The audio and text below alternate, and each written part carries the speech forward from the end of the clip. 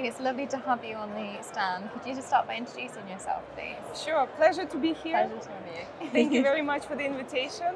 My name is Iryna Kazanchuk. I'm a lead analyst at Futuresource Consulting. We work on a variety of K-12 and higher ed projects covering digital technologies in education. We ask our respondents quite detailed questions in terms of where they are in their sustainability journey and how far they are along adopting sustainable practices. So we have quite a good visibility in terms of kind of what's happening, what the opinions are. So very happy to share those with you. Yeah, that's great, Iryna. And could you tell us a little bit about just an overview of what the kind of net zero goal is for schools, first of all? So Sure. what we're talking about. Absolutely. Well, UK government set up quite an ambitious target for UK school to become net zero by 2030. And it is actually part of a bigger campaign in the country to become net zero by 2050. So of course, yes, it's Schools are first on this show. exactly. Then. Yes, it's definitely not easy, but in a way, when looking at the education sector, actually, it's one of the largest. It takes one of the largest proportions in the UK public sector, anyways. So it's Right. definitely something to work on. Absolutely, and that's actually one of the reasons that education is being pushed a little bit. Just to kind kind of of check off to that take huge area. to take action. Yeah. Absolutely. So, and again, of course, there are so many little targets behind this, but Yeah. the biggest one is definitely reducing emissions, adopting sustainable practices, and part of the emissions, of course, it's quite, again, a very, very big word for that, but it's more about being more efficient in daily activities, learning, teaching, looking at how facilities are used. And actually, building a state is actually quite a big thing. So schools really need to improve their buildings' efficiency, how they use lighting, heating, and so on. So that's really a big one. Another one is curriculum integration. Again, it sounds very general, but it's not just about climate. Just knowledge about climate change, and it's more about kind of empowering children, kind of letting them know that they can actually take action, but also acquire skills that are relevant to the kind of future, because of course there is an expectation that a lot of new jobs would be kind of related to climate change. That's a good point. That's for sure. And another one, actually, something quite, again, does not sound very important, but it is.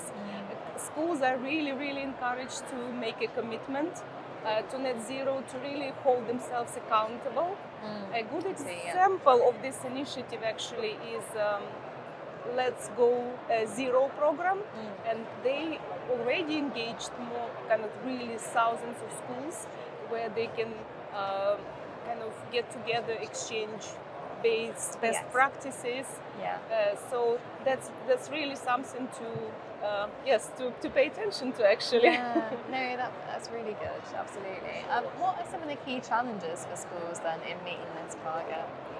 Yes, absolutely. Again, challenges a lot, but the biggest one, of course, is budget restrictions. And this is actually what we hear from our research as well. Schools are really fighting to balance their tight budgets, and very often, unfortunately, net zero goals are not a priority. Right. At the same time, also time constraints. As we all know, teachers are so overwhelmed by their daily work that they just literally cannot, for them it's just as a tick box, unfortunately, kind of one more chore to do.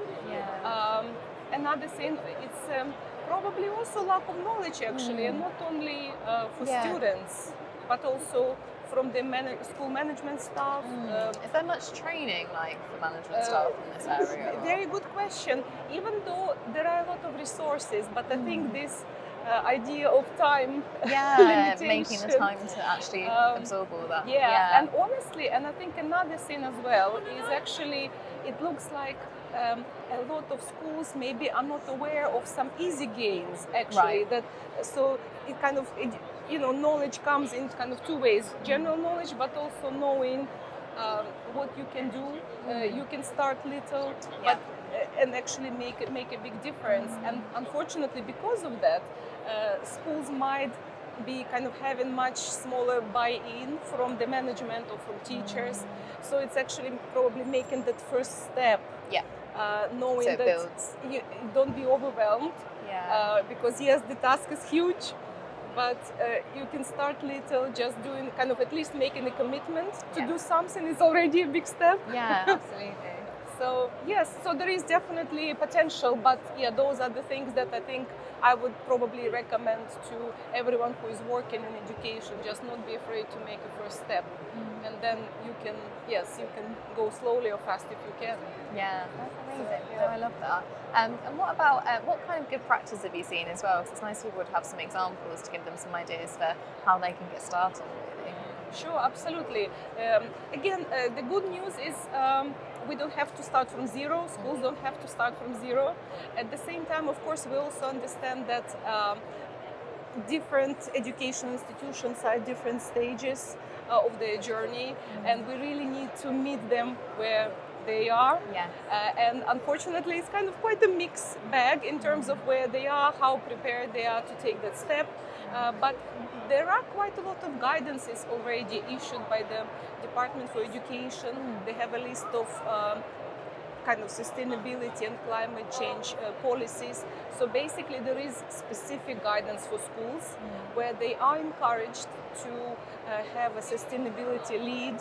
And actually, it's already required, by the way, that by the end of 2025, schools need to have sustainability lead, which is great. And they do need kind of set really exact targets, what they want to achieve. Again, it might sound overwhelming, but I think it's having something solid to aim for is great. Yeah, that makes sense. If you don't have the goals in place, you're not really going to meet anything, are you, if you don't have that roadmap? Absolutely. And the best practice is, honestly, again, I didn't want to go into much detail, but for example, having things like audit of your emissions, knowing how big emissions are per pupil. It's going a little bit technical, but there are tools actually, EdTech tools, as we're discussing today, that make it much easier to track. Yeah, exactly. You can make sure that you evaluate, so you start from where you're actually at as well, rather than where you think you might be. Absolutely. And again, the good news is, Department for Education, last year's budget, luckily, for example, building estates, they did receive some subsidies and some funding for the improvement.